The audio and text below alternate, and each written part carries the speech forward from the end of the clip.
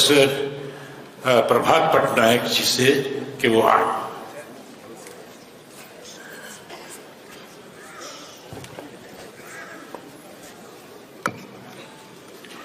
Comrade Prakash Karan, respected guests on the dais, comrades and friends.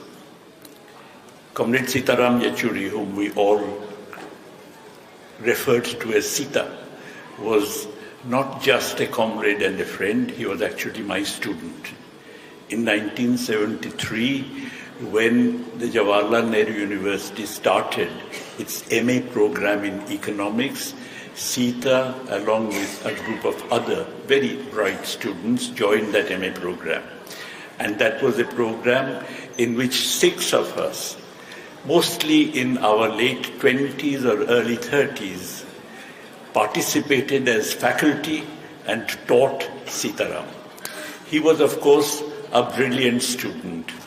He got A's in all his papers, including from highly exacting, highly strict, meticulous teachers. He could have walked into any distinguished, outstanding institution in the world for his research. He could have walked into any scholarship for financing his education in such a distinguished institutions. He could have got any scholarship. But he, along with others in his batch, decided to stay on in JNU and complete their PhD in our department.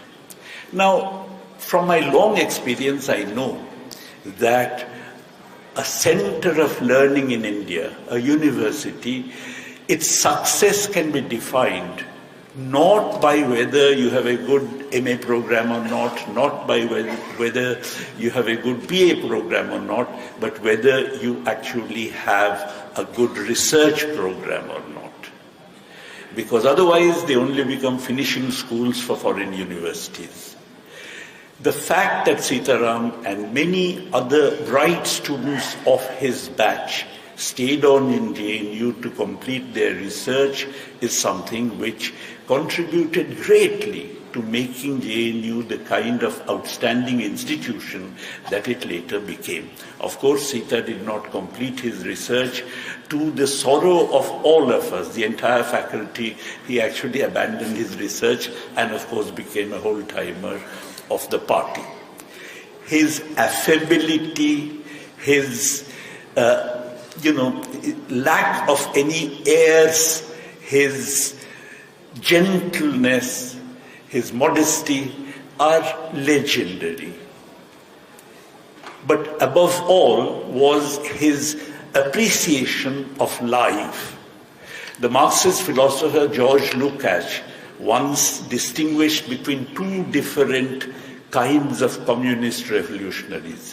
One of which he took as an example, Eugene Levin, who was the leader of the Munich Soviet in 1918 and who suffered martyrdom, was in fact an austere communist. He had said that we communists are dead men on leave. In other words, the notion of a communist having a joie de vivre was something which he did not believe in. As opposed to this, Lukács referred to Lenin, who, of course, was the opposite. He believed in the joy of living. Of course, another thing that a communist often does not have the money and the resources to fully appreciate the joy of living, but nonetheless, this is something which is a kind of cultural trait. And Sitaram belonged to this latter cultural trait, completely, unequivocally, unambiguously. He believed in a joie de vivre. Even his position on the United Front, on the India bloc and so on, which many people have, many speakers have referred to, was informed by a theoretical understanding of the specificity of the present. And that specificity, from what I have discussed with him and so on, was the following.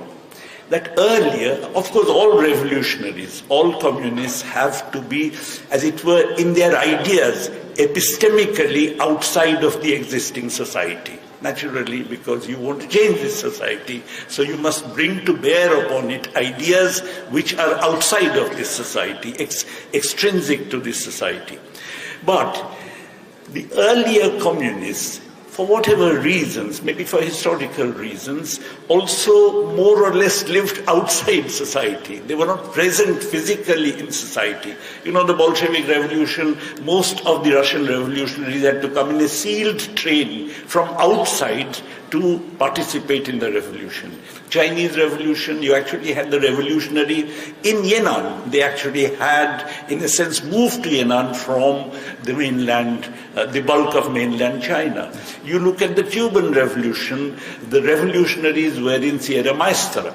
So the point is that communist revolutionaries earlier were both epistemically and physically outside of society. But now we live in a world in which, of course, they have to be epistemically outside society, but physically they are in society. Now that basically demands strategies and tactics and ways of dealing with others, ways of dealing with other political and social forces, which have to be necessarily different from others. And Sita was occupied by this particular thought, and how to retain, while being physically inside society, how to retain your epistemic extrinsicness vis-a-vis this society. This was a challenge which all his life he was struggling with. He was in that sense a really modern communist. And in that sense, we would also all be extremely impoverished by his passing. Thank you.